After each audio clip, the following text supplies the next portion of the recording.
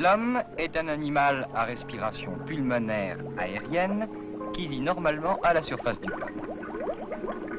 Et l'eau n'est pas son élément naturel. Toutefois, l'homme, depuis fort longtemps, essaye de s'échapper de son milieu et la plongée sous-marine est une de ses tentatives.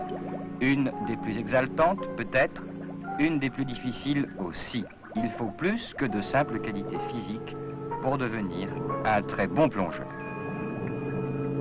Il faut aussi faire une confiance totale à son moniteur, indispensable pour tout débutant.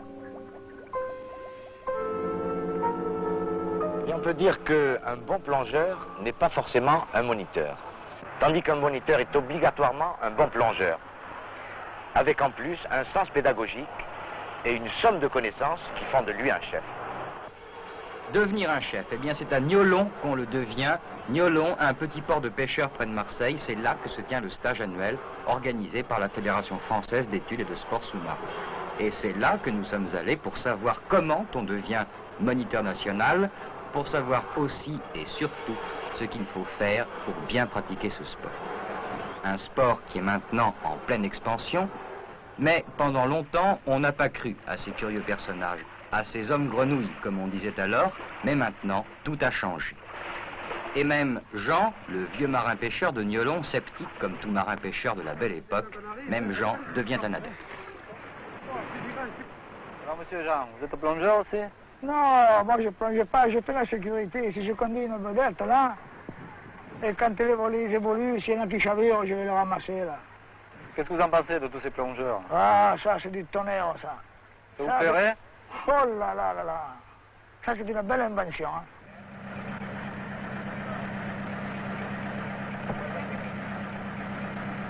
Professeur Jacques Chouteau, directeur du stage. Jules Manganelli, instructeur-chef. André Tanguy, Jacques Stupa, Aldo Bessonne. Marcel François, les instructeurs, et voilà maintenant les élèves de ce stage.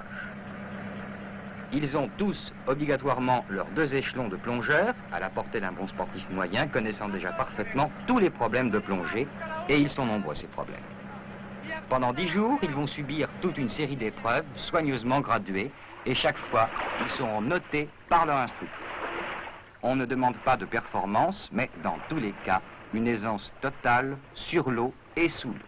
Et la première épreuve est très importante, le sauvetage sans scaphandre, dans n'importe quelle condition.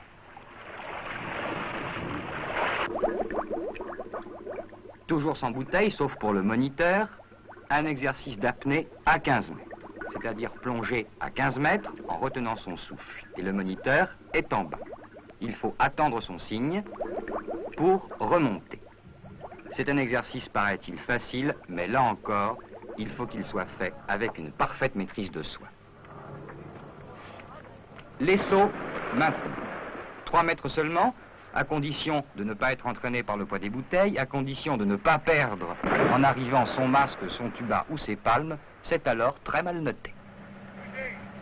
Si au bout de quelques jours vous êtes toujours là et en bonne condition physique, les épreuves principales commencent. On embarque et l'on part vers des fonds de 30 à 90 mètres.